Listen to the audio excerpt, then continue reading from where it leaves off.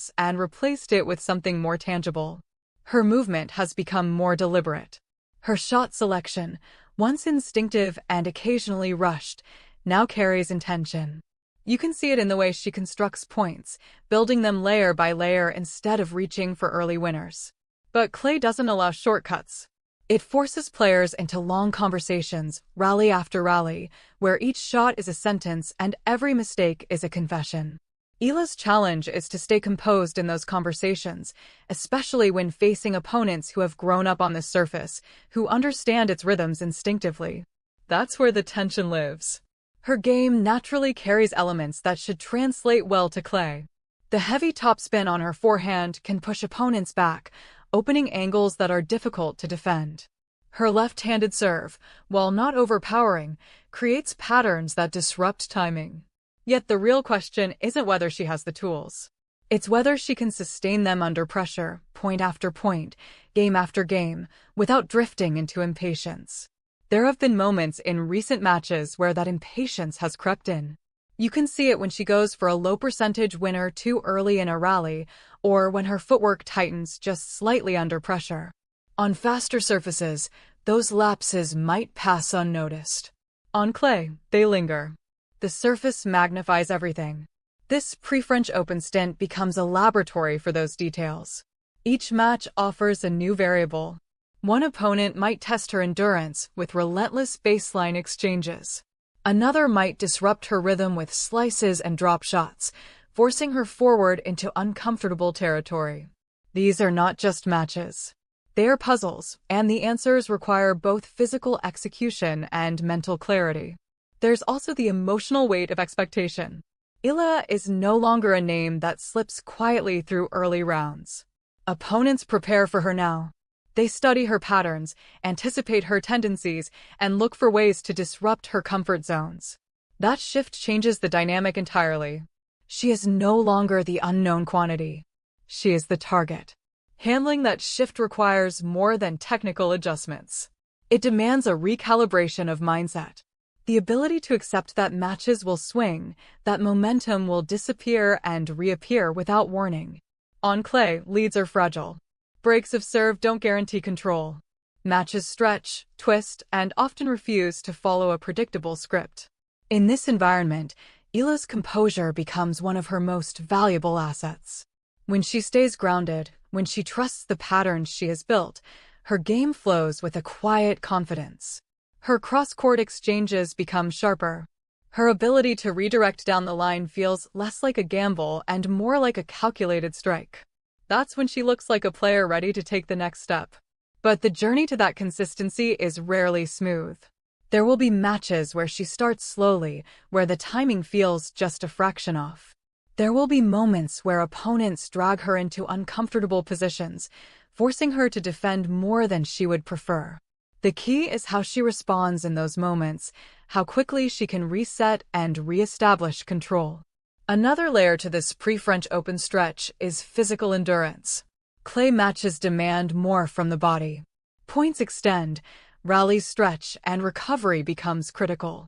For Eala, maintaining intensity over long matches is not just about fitness, but about efficiency.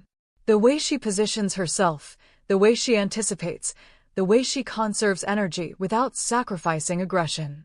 You can see the signs of growth in her movement. She's covering the court with greater awareness, choosing when to chase and when to concede space. That balance is essential on clay, where overcommitting can leave you exposed and hesitation can cost you control of the rally. Tactically, her ability to mix pace is becoming more pronounced. She's learning when to accelerate the ball and when to loop it higher, forcing opponents to adjust their timing.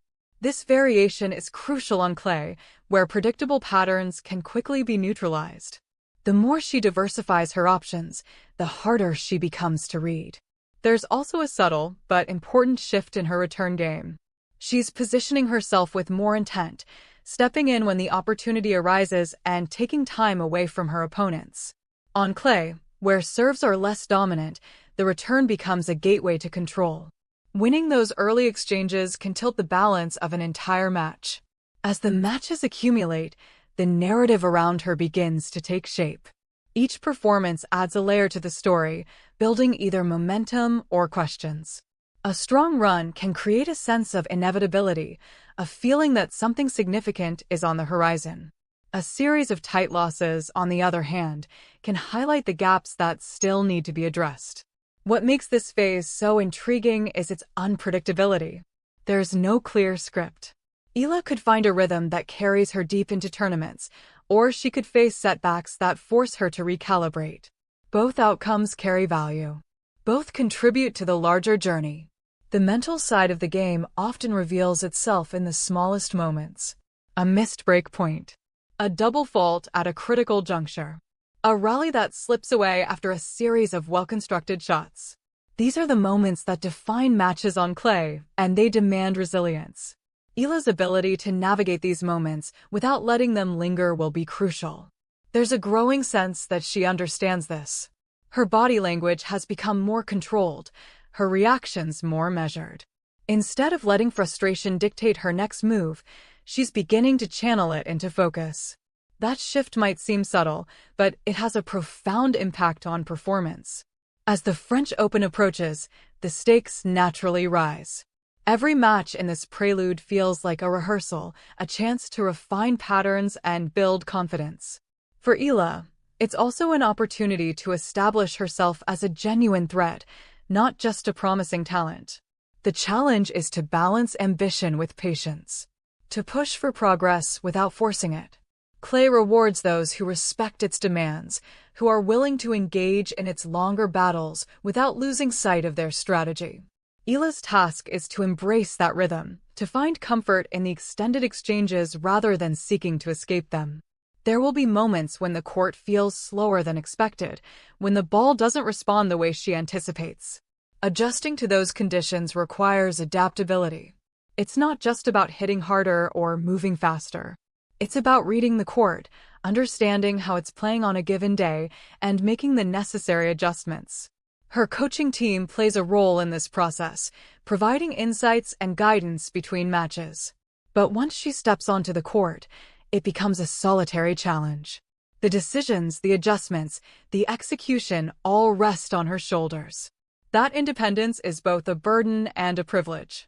As the days pass and the matches unfold, a clearer picture begins to emerge.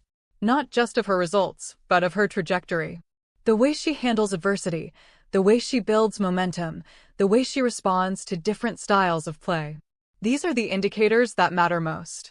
There's a quiet confidence in the way she approaches this phase. It's not loud or declarative. It doesn't rely on bold statements or exaggerated gestures. Instead, it reveals itself in her preparation, in her focus, in the small adjustments she makes from one match to the next. The pre-French Open stint is, in many ways, a proving ground. It strips away the noise and leaves only the essentials: technique, strategy, mental strength. For Eala,